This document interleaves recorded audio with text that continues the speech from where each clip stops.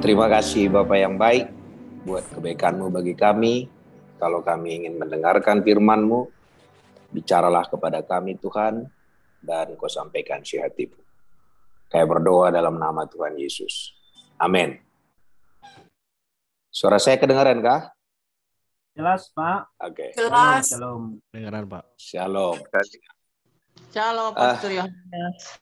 Terakhir saya kemarin khotbah di sini, saya waktu itu mau berangkat ke Amerika, jadi boleh bersaksi sedikit lah ya. Jadi Amin. ke Amerika, dan kami ini orang Batak ini ada dua hal soal Amerika dan Eropa. Misionaris pertama yang datang ke orang Batak adalah dari Amerika. Dan kedua orang dari Amerika ini dimakan oleh orang Batak. Jadi di darah orang Batak ini sebenarnya ada darah misionaris. Setelah itu, Nommensen datang dari Jerman.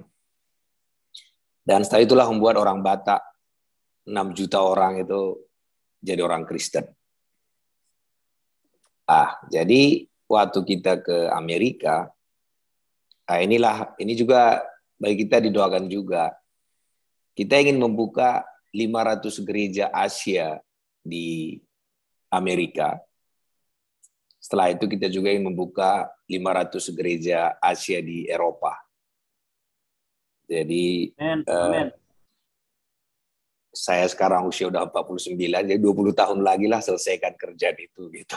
Jadi sampai 70 tahun. Jadi kita doakan itu, dan base-nya nanti di Amerika itu di LA. Kita sudah punya gedung.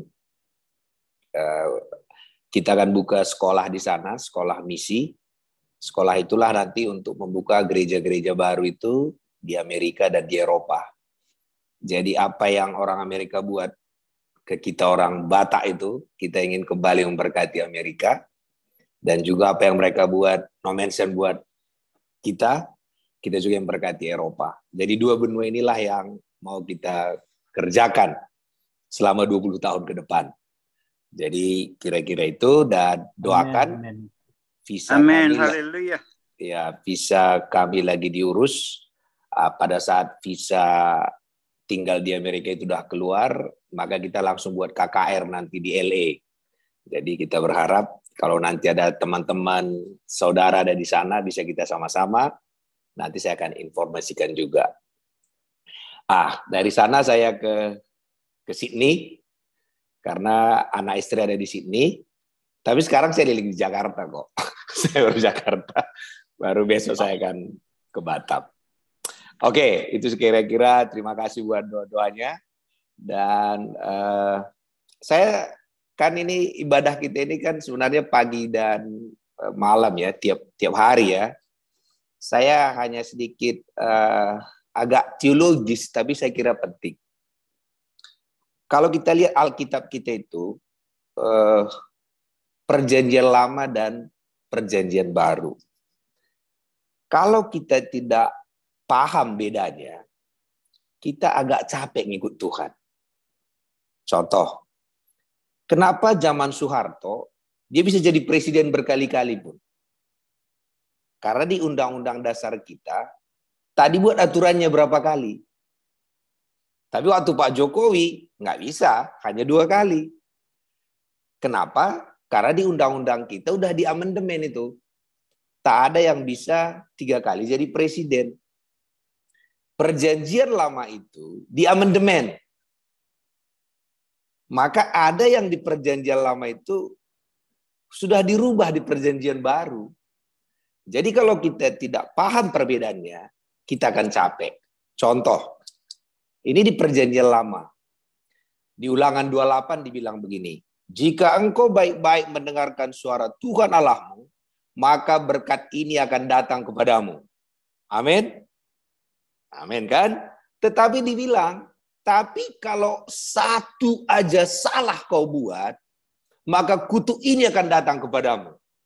Kira-kira peraturannya itu peraturan cinta nggak? Nah, sederhananya begini. Saya bilang sama istri saya, Ma, kalau nanti jam 6 pagi, Mama buat kopi yang pas rasanya, jamnya pas, airnya pas, aku akan memberkati Mama.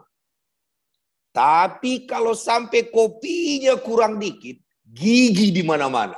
Nah, kira-kira gimana? Tahu gigi di mana-mana kan? Berarti dipukul.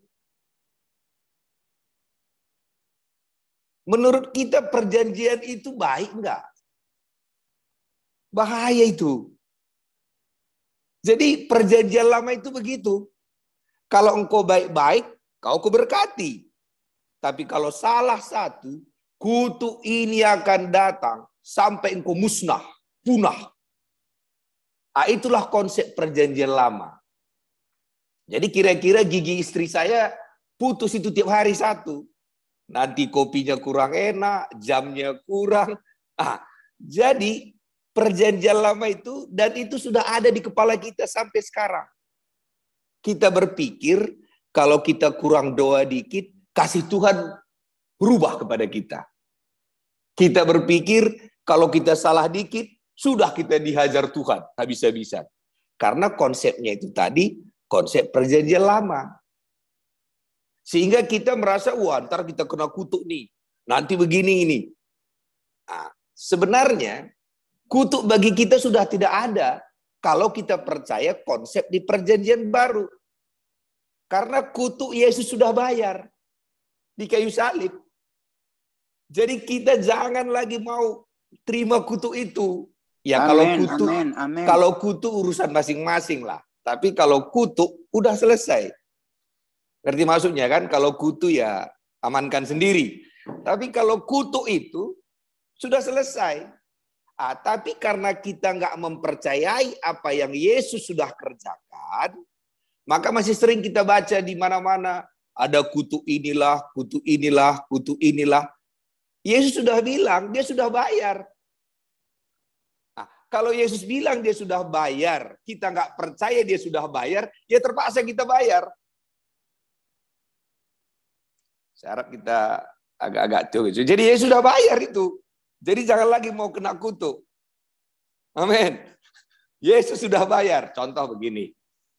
Kita makan di restoran sama-sama. Setelah makan di restoran, saya bayar. Setelah saya bayar, Bapak Ibu tak perlu bayar lagi lah. Apa yang Yesus bayar di kayu salib, tak perlu kita bayar. Nah, sekarang kita lihat di Perjanjian Baru. Di Perjanjian Baru, begini. Perjanjian Lama itu perjanjian antara Allah dan manusia. Saya harap ini jelas ya. Perjanjian antara Allah dan manusia. Perjanjian Lama itu adalah manusia sendiri langsung dengan Allah. Pada saat itu manusia tidak sanggup melakukan bagiannya. Jadi maka kena kutuk. Kutuk itu bukan kutuk setan, kutuk perjanjian lama. Jadi kutuk itu dari mana? Dari perjanjian. Contohnya begini. Contoh begini. Kita beli rumah nih. Kita beli rumah, maka kita pergi ke notaris. Di notaris itu akan ditulis begini. Kalau dibayarnya rumah ini, maka rumahnya dikasih. Tapi kalau hanya dibayar DP-nya, dan setelah itu dia tidak sanggup bayar, DP-nya hangus. Maka di notaris itulah dibuat perjanjian itu. Nah, perjanjian antara Allah dan manusia juga sama. Jika kita baik-baik, diberkati. Tapi kalau salah satu aja, dikutuk. Pertanyaannya, adakah manusia sanggup melakukan perjanjian lama itu? Enggak ada. Kalau ada, Yesus tak perlu datang. Tak perlu dia datang. Nah, sehingga perjanjian baru adalah tetap perjanjian antara Allah dan manusia. Tapi manusianya sekarang siapa? Yesus. Yesus yang berjanji dengan Allah. Maka Yesus melakukan semua tuntutan hukum Taurat. Semua dilakukannya. Dan semua kutuk dibayar dia. Maka bagian kita adalah tinggal berkat. Jadi Ulangan 28 itu hanya berkat bagian kita. Kutuknya Yesus sudah bayar. Amin. Jadi kenapa kita wajib diberkati? Karena Yesus sudah bayar kutuk itu. Jadi jangan lagi baca-baca kutuknya itu. Yesus sudah bayar. Nah, jadi di perjanjian baru itu intinya adalah Yesus. Yesus sudah bayar. Nah, apa saja yang bayar di kayu salib? Dia bayar penyakit kita. Jadi kalau ada yang sakit hari ini, penyakit itu tidak milik kita. Yesus sudah bayar. Amin. Amin. Jadi kita bukan orang sakit yang pengen jadi sembuh. Bukan. Kita orang sembuh yang mempertahankan kesembuhan kita. Ingat posisi kita. Ingat posisi kita ya. Karena waktu Yesus bayar itu berarti sudah. Jadi waktu kita sakit jangan ngemis lagi sakit. Jadi kalau kita sakit jangan katakan Tuhan tolonglah Tuhan. Enggak, kita ini bukan pengemis. Maka setiap kali ada, lihat perhatikan waktu Yesus menyembuhkan orang sakit. Pernah gitu dia ngemis? Mana pernah, sakit penyakit keluar. Kenapa Yesus bisa menyembuhkan orang sakit sebelum dia bayar di kayu salib? Dia bayar pakai kartu kredit. Saya lihat ya, ngerti maksudnya kan? Waktu Yesus di muka bumi itu dia belum bayar, dibayarnya pakai kartu kredit. Dibayarnya nanti itu waktu dia di kayu salib. Saya harap ilustrasi kartu kredit ini jelas. Jadi jangan nanti pulang dari sini, kok Yesus punya kartu kredit ya gitu kan. Artinya semua yang Yesus lakukan sebelum dia mati dibayarnya di kayu salib. Oke. Karena itu sekarang kalau kita punya uang, kita bayar, kita nggak perlu ngemis. Jadi kesembuhan kita jangan ngemis karena Yesus sudah bayar. Amin. Nah, jadi kalau orang katakan, kenapa kau sembuh? Yesus yang bayar. Jadi jangan lihat diri kita. Lihat, sekarang apalagi yang harus bayar? Kemiskinan kita. Dikatakannya bahwa dia sudah miskin agar kita menjadi kaya. 2 Korintus 8 ayat 9. Kapan kita kaya? Waktu kita terima Yesus, kita kaya. Jadi kita bukan orang miskin yang pengen jadi kaya, tapi kita orang kaya mempertahankan kekayaannya. Amin. Loh, dari mana kita kaya? Yesus sudah miskin. Masalahnya kita nggak percaya apa yang Yesus kerjakan. Dosa kita adalah dosa satu aja, tidak percaya. Sama, contoh. Dalam Yohanes 3:16 dikatakan, karena begitu besar kasih Allah akan dunia ini. Sebenarnya dosa dunia ini Yesus sudah traktir semua. Perhatikan ini ya, sudah dibayarnya semua. Tetapi apakah semua orang percaya? Enggak. Enggak semua orang percaya. Sehingga kita yang percaya aja yang menerima keselamatan itu. Saya kira ngerti maksudnya. Jadi kenapa orang lain nggak bisa? Ya sudah bayar, sama. Yesus sudah bayar penyakit dunia ini. Katakan amin. Yesus sudah bayar. Karena itu kita bisa mengatakan, aku sembuh karena Yesus sudah bayar. Amin. Boleh nggak kita katakan, aku kaya karena Yesus telah miskin? Aku kaya karena Yesus telah miskin. Iya. Karena Tuhan Yesus telah miskin. Jadi alasan kita sembuh bukan karena kita, karena Yesus sudah bayar. Alasan kita kaya bukan karena kita hebat, karena Yesus sudah miskin agar kita menjadi kaya. Jadi inti perjanjian baru itu adalah apa yang Yesus kerjakan bagi kita. Makanya harusnya mata kita tertuju kepada Yesus. Nah, kalau kita lihat dompet kita agak susah menjadi kaya. Lihat dompet Yesus. Lihat dompetnya. Dialah pemilik jagat raya ini. Dan dia tinggal di dalam diri kita. Dan karena itu, musuh kita adalah apakah kita ngelihat Yesus atau ngelihat diri kita. Jadi jangan lihat diri kita. Diri kita tidak ada yang sempurna kok. Contoh, ini sangat menarik. Ilustrasinya begini. Ada seorang raja, dia punya anak. Anaknya itu jatuh cinta kepada orang yang sangat jelek. Udah jelek, bodoh, miskin, komplit lah. Papanya nanya, kan dia jelek nakku, kenapa kau jatuh cinta sama dia? Pokoknya aku nggak apa-apa, Pak. Aku cinta banget sama dia. Terus hutang-hutangnya aku bayar. Kebodohannya nggak apa-apa, makin bodoh dia, makin cinta aku sama dia. Sekarang saya ingin tanya, yang membuat berharga wanita itu, apakah keberadaannya atau karena cinta anak raja ini? Cinta. Cintanya. Sekarang yang membuat kita berharga bukan karena kita hebat, karena cinta Kristus kepada kita. Amin. Jadi bayangkan yang jelek tadi bilang, aku kan jelek. Ya memang kau jelek, tapi aku mencintaimu, katanya. Memang kau miskin, tapi kekayaanku milikmu. Nah, jadi hari ini adalah harga kita itu adalah sebesar apa cinta Tuhan kepada kita.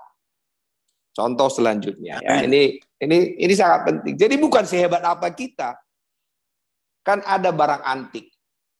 Barang antik itu, tiba-tiba yang suka sama barang yang antik itu, dibelinya lah 10 miliar. Jadi berapa harga barang antik itu tadi?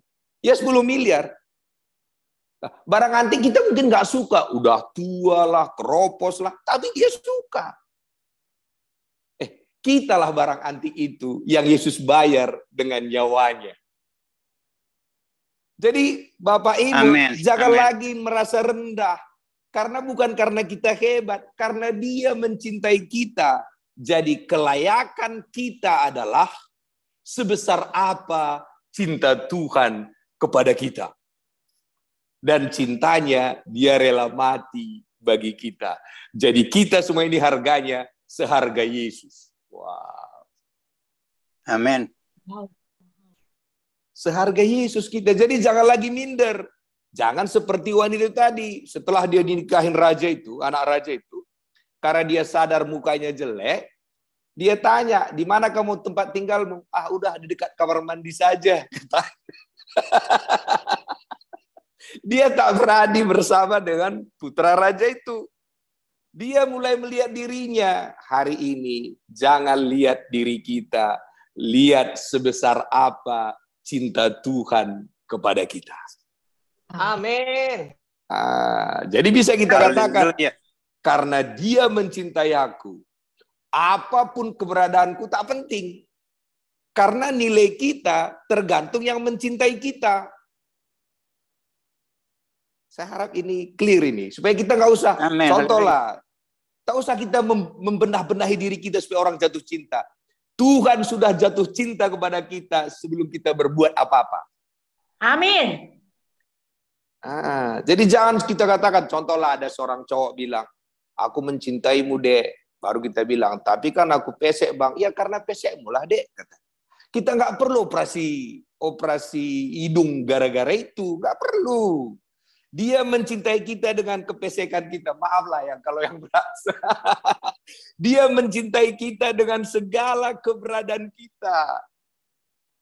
Jadi kita nggak perlu ngambil hati Tuhan. Nggak perlu. Dia sangat mencintai kita. Mungkin perbuatan kita dia nggak suka, tapi cintanya tak berubah. Hidup pesek katanya. Amin. Jadi jangan fokus kepada diri kita. Fokuslah kepada cintanya yang besar kepada kita. Haleluya. Amin. Jadi kita pede. Kalau kita banding-bandingkan kita sama orang lain, kita nggak pede. Karena banyak yang lebih mancung dari kita. Banyak yang lebih baik dari kita. Banyak yang lebih banyak berdoa dari kita. Banyak yang lebih nggak pede kita. Karena itu mulai hari ini bukan tentang diri kita, tapi tentang cintanya yang besar kepada kita. Amin. Dan dia rela melakukan segalanya bagi kita. Dia lakukan segalanya bagi kita. Karena itu kita harus penuh keberanian minta kepada Tuhan. Karena bukan tentang kita, tapi tentang dia. Maka dikatakan dalam buku Roma, kita lebih daripada pemenang dalam segala hal. Kenapa? Karena dia mengasihi kita. Contoh, ini saya kasih contoh.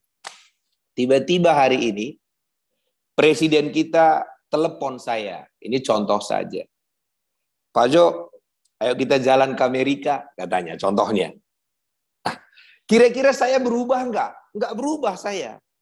Tapi cintanya Pak Presiden itu merubah hidup saya. Walaupun saya enggak operasi plastik, enggak masalah. Tapi cintanya Pak Jokowi kepada saya itulah yang merubah hidup saya. Sekarang kalau diajaknya saya ke Amerika, perlu enggak saya pikirkan ongkos saya? Ya enggak lah. Perlu saya pikirkan tempat tinggal saya? Ya enggak. Sehebat apa dia? Sekarang yang mencintai kita adalah pemilik, pencipta, jagat raya ini. Terus kenapa kita harus takut? Segalanya dia punya. Maka dalam dikatakan 1 Yohanes 4 ayat 18, kasih yang sempurna melenyapkan ketakutan. Jadi kalau kita hari ini takut, kita tak yakin kita dicintai Tuhan. Obatnya di situ. Jadi tiap hari kita katakan apa? Aku sangat dicintai Tuhan. Aku sangat disayangin Tuhan. Itu menyenangkan hati Tuhan. Oh, tapi kita katakan, aku kan berdosa, sudah dibayarnya dosa kita. Apalagi yang mau kita bilang? Aku kan begini, aku sudah bayar utang-utangmu, dosamu ku bayar, semua ku bayar. Malahan Yesus katakan apa? Aku meletakkan engkau kudus dan tak bercacat, tak bercela di hadapan Tuhan. Oh, tahu cara Tuhan menguduskan kita? Ini suami-suami saya kasih tahu. Cara menguduskan istri bagaimana? Ini caranya gampang. Waktu dia keluar dari rumah, bilang, cantik banget loh mama. Maka semua jelek dia hilang. Omongan suami itulah membuat dia menjadi cantik. Setuju ibu-ibu? Setujulah ya. Omongan Amin, dia. haleluya. Bagaimana menguduskan makanan? Jadi waktu si suami makan dikatakannya, makanannya enak banget ma, kuduslah makanan itu. Cara Tuhan menguduskan kita juga sama. Dikatakannya, aku buat engkau kudus, tak bercacat, tak bercela di hadapan Tuhan. Amenin itu. Jadi kalau suami katakan, mama cantik, jangan katakan, Papa ini menghina ya. Jangan, amenkan. Itulah. Kita dipuji pun kita nggak menghina, karena pada dasarnya kita nggak yakin kita cantik. Nah, ini yang bahaya. Tuhan katakan kita ini biji matanya, karena itu Jangan dengar kata orang tentang kita. Dengar apa kata Tuhan tentang kita. Itulah identitas kita. Tuhan Amin. katakan kita anaknya. Haleluya. Amin. Saya sering bilang sama teman-teman, apa beda anak dan budak? Budak perlu training tiap hari. Budak itu dapat upah. Anak dapat warisan. Amin. Nah, saya suka bilang, upahnya sama kalian, warisannya sama saya.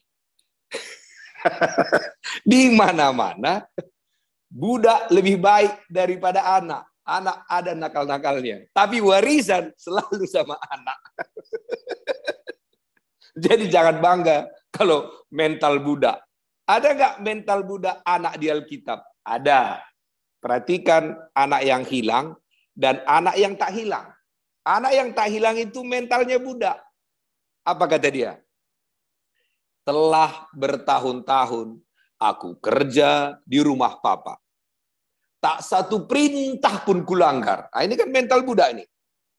Tapi kambing pun tak dapat. Nah, jangan nanti kita sama kayak gitu. Jangan.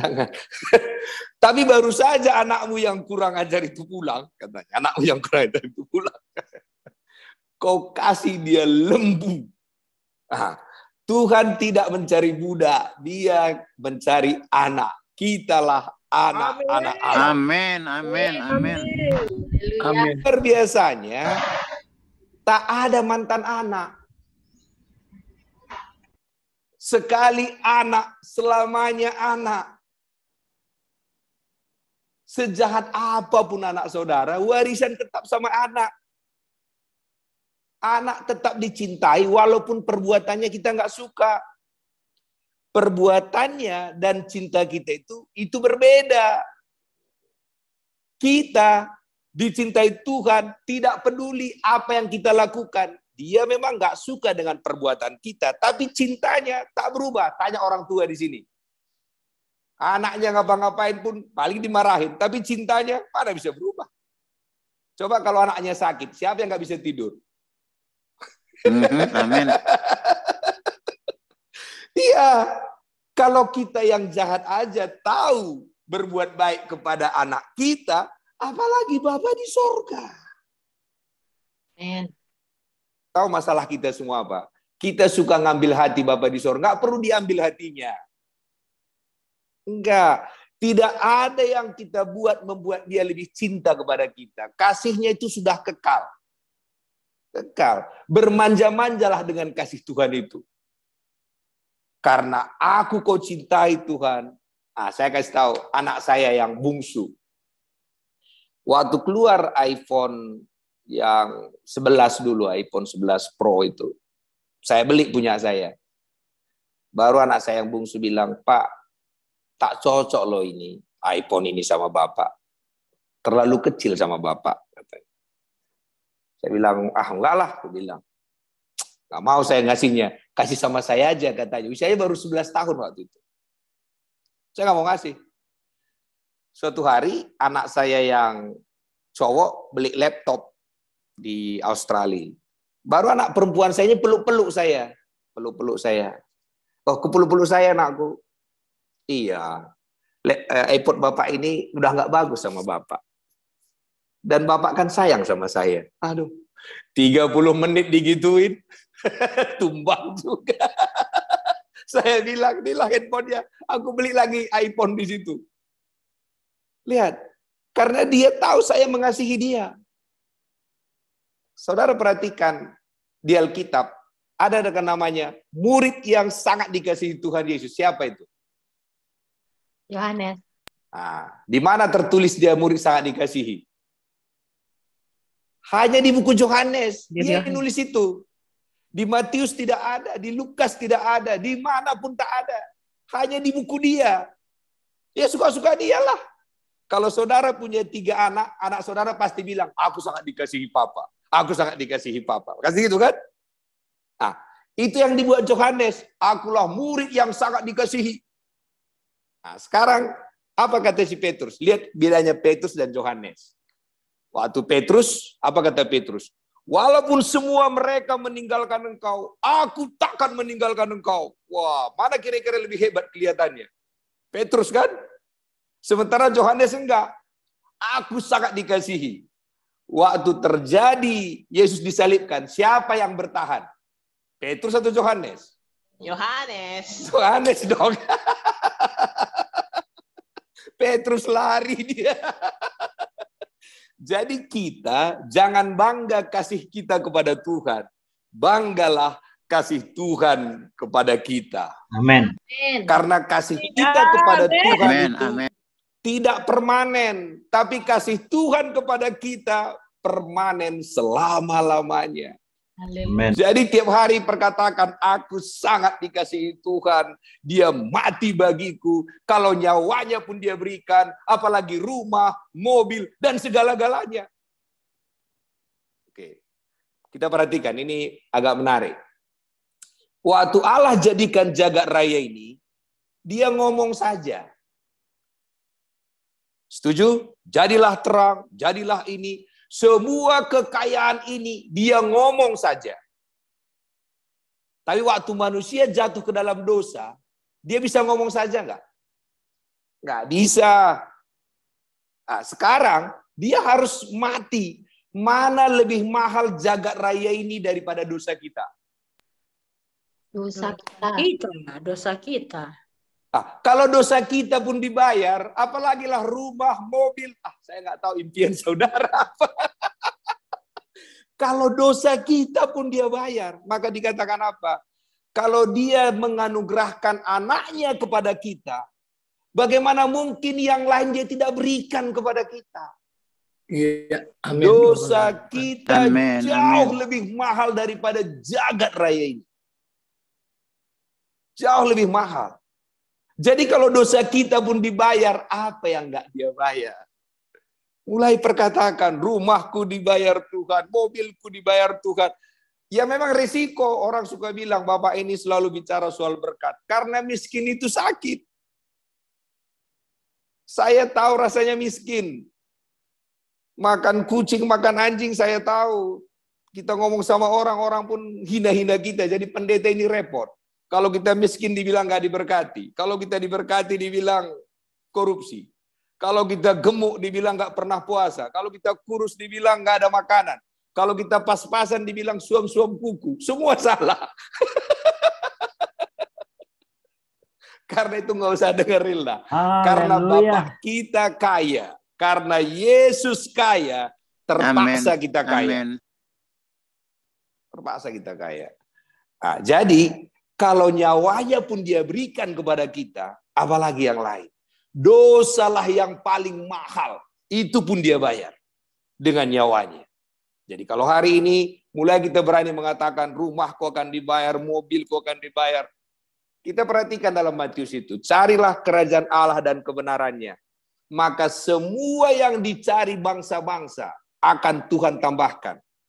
Yang perlu kita cari bukan kebenaran kita, Haleluya. kebenaran tentang Tuhan kepada kita.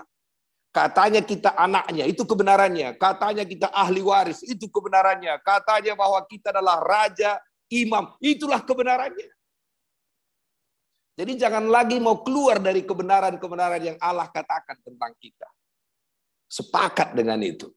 Dan waktu kita sepakat dengan Tuhan, dua sepakat, apa saja jadi. Hari ini sepakatlah dengan Tuhan bahwa kita adalah ahli warisnya. Kalau kita nggak sepakat, susah. Dan Tuhan katakan apa? If you ask anything in my name, Yohanes 14 ayat 14, I will do it. Aku akan melakukannya. Jadi hari ini fokusnya bukan dalam diri kita. Perjanjian baru itu fokusnya dalam diri Yesus. Oke, sekarang kalau bagi kita Yesus jawaban segala-galanya. Bagi Allah pun Yesus jawabannya. Contoh, ini menarik. Waktu Allah jadikan jagat raya ini, dijadikannya dengan apa? Firman. Firman itu siapa? Allah sendiri. Pada mulanya adalah firman. Firman itu bersama-sama dengan Allah. Firman itu Allah. Dan firman itu siapa? Yesus. Jadi, bagi Allah pun, Jawaban segala-galanya bagi Allah adalah Yesus. Waktu jadikannya jagat raya ini firman itu. Nah, waktu manusia jatuh ke dalam dosa. Waktu Adam jatuh ke dalam dosa. Apa yang disembelih Tuhan? Sembelihnya domba. Domba itu melambangkan siapa? Yesus. Jawaban Tuhan untuk dosa kita pun Yesus. Dan akhirnya manusia itu, Allah Yesus menjadi manusia. Jadi kalau bagi Allah pun jawaban segala-galanya Yesus, bagi kita pun jawaban segala-galanya adalah Yesus saja. Oke, sekarang ini menarik, tapi ini luar biasa. Di perjanjian lama, Allah memberikan kuasa kepada Adam dan Hawa. Jadi contoh handphone ini diberikan nih, ini kuasa kepada Adam dan Hawa. Setelah itu Allah pergi. Setan ambil kuasa itu. Oke, hari ini kita nggak dikasih Tuhan lagi kuasa. Oh, kok gitu? Karena dalam buku Matius dikatakan segala kuasa, baik di sorga, baik di bumi, diberikan kepada siapa? Kepada Yesus. Oke, ini penting. Segala kuasa ada dalam diri Yesus. Dan dalam buku Efesus dikatakan segala berkat dalam rohani ada dalam diri Yesus. Sekarang Yesus sendiri diberikannya kepada kita. Maka pengurapan kita sedahsyat pengurapan Yesus. Oh, kok bisa? Karena selalu kita menggunakan nama Yesus. Contoh, kita bicara soal cek. Kalau si A memberikan cek kepada saya, dia tanda tangan. Waktu saya bawa cek ini kepada bank, sama nggak kuasanya si A itu yang datang atau saya bawa cek aja? Sama. Ya, sama lah ya. Sama. Yang diperiksa bukan saya. Yang diperiksa siapa yang tanda tangan. Jadi walaupun saya nggak sikat gigi 5 hari, burung lewat burung mati, ceknya laku. Setuju? Setuju. Setuju kan? Karena yang diperiksa bank itu bukan saya. Yang diperiksa ceknya. Waktu dilihatnya ceknya benar yang tanda tangan ada uangnya, diberikan. Hari ini Tuhan memberikan kita cek kosong. Dia udah tanda tanganin. Maka dikatakan minta apa saja. Amin, amin, haleluya. Amin. Amin. Amin. Masalah kita hari ini tak berani meminta karena merasa tak layak. Itu aja masalah kita, minta apa saja. Waktu saya pengen melayani ke Amerika ini dari dulu sudah ngomong, saya akan keliling dunia menceritakan perbuatan Allah yang besar. Ternyata bahasa Inggris saya dapat 0. Oh, saya tetap ngomong. Teman-teman saya bilang, Pak Jo, kau keliling dunia pakai otak lah dikit. Bahasa Inggris semua aja dapat 0. Gimana kau keliling dunia? Saya jawab, kalau otak saya ada, tak mungkin saya 0. Otak saya memang tak ada. Tapi aku punya Yesus. Yesus yang bawa aku keliling dunia. Bukan otak. Amin. Haleluya. Amin. Jadi yang kita banggakan itu bukan diri kita. Maka dikatakan, namun aku hidup bukan lagi aku yang hidup, tapi Kristus yang hidup dalam diriku. Amen, amen. Yang kita bahas adalah Yesus, pemilik pencipta jagat raya ini. Jadi kalau setan tunjukkan kepada kita, jangan mau bahas itu. Balikkan kepada Yesus. Yesus, setan katakan, kenapa kau sembuh? Yesus sudah bayar. Kau tanya yang bayar itu, jangan kau tanya saya gitu. Nggak usah berdebat sama dia. Kenapa kau kaya? Yesus sudah miskin. Aku terpaksa kaya. Aku tak mau kaya juga terpaksa. Karena dia sudah miskin. Inilah kebenaran yang harus kita pegang. Karena Yesus sudah bilang, aku telah miskin agar engkau menjadi kaya. Aku sudah bilur-bilurku, kau telah sembuh. Itu hak kita. Amin. Kita sepakat dengan itu. Caranya apa? Dengan memperkatakan. Jadi hari ini maka dikatakan yang lemah mengatakan aku kuat, yang miskin bilang aku kaya. Saudara nggak bersuka cita, katakan aku bersuka cita karena Tuhan. Jangan mau kalah dengan dunia ini. Ini terakhir. Haleluya, Yesus. Tahu saudara? Amin. Amin. Jadikan Tuhan segala-galanya. Yesus segala-galanya. Saya sering katakan waktu saya butuh duit, engkaulah bendaharaku Tuhan, kau atur-atur uangnya. Kalau saya lagi nggak suka cita, engkaulah sukacitaku. Daripada Raja Daud lebih parah, dibuatnya Tuhan jadi apa coba? Engkaulah kota bentengku. Besok-besok dibilangnya, engkaulah terangku. Suka-suka dia, suka-suka kita juga. Engkaulah Engkaulah kekayaanku, engkaulah sukacitaku, engkaulah damai sejahteraku, engkaulah kebahagiaanku. Kalau kita jadikan Tuhan segala-galanya, maka hidup kita penuh dengan kemenangan. Amin. Jangan lagi ambil peperangan itu. Maka di Alkitab, kita bukan dikatakan pemenang. Alkitab tak bilang kita pemenang. Alkitab mengatakan kita lebih daripada pemenang. Jadi siapa pemenangnya? Yesus pemenangnya. Amin. Yesus sudah memenangkan peperangan itu. Amin. Dan kemenangannya Haleluya. diberikannya Amin. kepada kita, maka kita lebih daripada pemenang dalam segala hal. Amin. Hari ini mulai Amin. perkatakan, aku lebih daripada pemenang dalam segala hal. Aku Dalam lebih dari keuangan, pemenang. dalam keluarga, Amin. dalam masa Amin. depan. Amin. Kenapa? Karena Amin. Yesus sudah memenangkan Amin. peperangan itu. Amin. Jadi kalau ada yang mengatakan, kenapa? Yesus melakukannya bagiku. Amin. Kalau saudara ada yang khawatir, mulai katakan, jangan khawatir. Siapa yang bilang? Yesus yang bilang. Saya Amin. dalam diri saya juga saya bilang begitu. Kalau saya khawatir, saya bilang, Jo, kau jangan khawatir. Siapa bilang? Yesus yang bilang. Ya udah. Karena Amin. Yesus katakan, Amin. jangan khawatir. Karena kekhawatiran tak berubah apa-apa. Janganlah gelisah hatimu, janganlah gentar hatimu. Karena damai yang kuberikan kepada bukan seperti yang diberikan oleh dunia ini. Pagi Amin. hari ini, mari kita berfokus kepada Yesus. Karena dialah segala-galanya. Yes. Mari kita selalu memperkatakan dia dalam hidup kita. Dialah kekayaan Amin. kita, sukacita kita, Amin. damai sejahtera kita, dan dialah segalanya Amin. bagi kita. Amin. Mari kita berdoa. Amin. Terima kasih Bapak yang baik.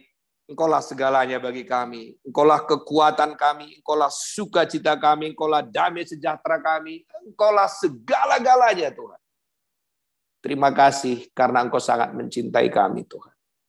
Engkau berikan segalanya bagi kami. Kalau dunia ini Engkau hanya berfirman, tapi waktu kami berdosa, Engkau tak cukup berfirman saja Tuhan. Engkau rela menyerahkan nyawamu bagi kami. Engkau sangat mencintai kami. Cintamu yang besar itulah merubah kehidupan kami. Haleluya. Terima kasih Yesus. Amin. Saudara, mari kita berdoa buat hambanya Pak Pendeta Yohanes Tarigan untuk visi misi yang Tuhan berikan untuk membuka 500 gereja ya di Amerika dan di Eropa. Asia. Biarlah saudara terjadi kegerakan kebangun rohani ya atas Amerika dan Eropa ya. Karena ini waktunya kita di Asia memberkati Amerika dan Eropa. Mari saudara kita angkat tangan, kita buka mic, kita berdoa. Dan nanti selesai biar hambanya akan tutup kita dalam doa berkat. Bapa, kami menyerahkan buat hambamu Pak Yohanes Tarigan di dalam tugas visi misi yang Tuhan berikan buat hambamu dan keluarga untuk mengerjakan tugas mulia pelayanan sampai 20 tahun ke depan untuk membuka pintu-pintu, untuk membuka dan memperlebar kerajaan Tuhan melalui gereja-gereja yang akan dibangun, didirikan di seluruh Amerika dan juga Eropa. Tuhan katakan ada tanganku di atas kepalamu, ada urapan kerasulan di atas kepalamu. Tuhan katakan sebagaimana aku memakai Rasul Paulus, aku juga akan memakai engkau dengan dahsyat untuk bergerak ke timur, barat, utara, selatan. Tuhan katakan Tuhan akan meratakan jalan-jalan di depanmu, dan dengan otoritas kuasa yang sama yang bekerja dan urapan yang sama yang bekerja dalam diri Tuhan Yesus Kristus dan Rasul Paulus, Tuhan akan pakai engkau untuk pergi ke berbagai kota-kota, berbagai bangsa, baik di Eropa dan juga di Amerika, untuk melebarkan kerajaan Tuhan dan untuk mendirikan gereja-gereja Tuhan. Akan terjadi lawatan Tuhan atas penduduk-penduduk asli Eropa, di mana Tuhan melalui kehidupanmu akan memakai engkau untuk membawa mereka berbalik kepada Tuhan. Dan mereka akan mengalami keselamatan yang daripada Tuhan. Kami lepaskan berkat-Mu, urapan-Mu, kuasa-Mu, bahkan penyertaan pasukan malaikat perang-Mu Tuhan, untuk menyertai dan memimpin hamba-Mu dimanapun dia melayani, dimanapun Tuhan akan tempatkan dia. Kami percaya perlindungan darah Tuhan Yesus dan pengawalan pasukan malaikat perang Tuhan sempurna atas hamba-Mu, sempurna atas keluarganya, istri, anak-anak, bahkan semua tim ya Tuhan. Kami serahkan biarlah pemakaian Tuhan yang sempurna terjadi atas hamba-Mu Pak Yohanes Tarigan, Amin. keluarga dan semua tim yang dipimpin. Dalam nama Yesus kami berdoa, amin.